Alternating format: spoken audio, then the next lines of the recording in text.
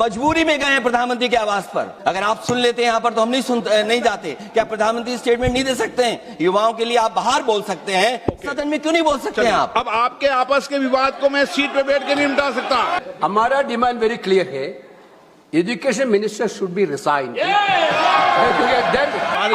Motion पर चर्चा करो सर। 3 दिनों से सरकार की ओर से हमने ऑफर किया हुआ है। मैं औपचारिक तौर पर आज फिर माननीय स्पीकर महोदय आपके साथ से अब सुनिए ना, सरकार नीट पेपर लीक का चर्चा के लिए पूरी तरह से तैयार है और हमने पहले दिन से कहा है जब चर्चा होती है तो किसी नियम के तहत होना पड़ता है। अध्यक्ष महोदय, ये मुद्दा कांग्रेस, समाजवादी पार्टी, बीजेपी का नहीं है। ये मुद्दा युवाओं और छात्र नौजवानों का है। आपने इनको बुलवा दिया, क्या समझौता कर लिया आपने? क्या आपने क्यों नहीं बोलने दिया हमें? अध्यक्ष आपको मैंने बोलने के लिए कहा, 1 मिनट प्लीज। नहीं, आपने समझौता क्यों कर लिया फिर?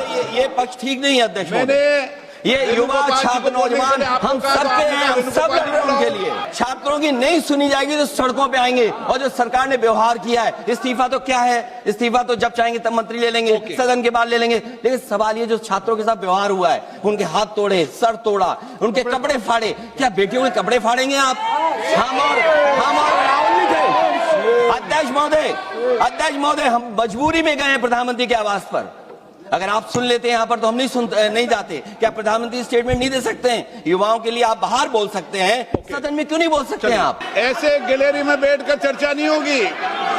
चर्चा होगी, आप अपनी सीट पर बैठे, कितनी देर करनी है, किस नियम के तहत करिए, आप बैठिए।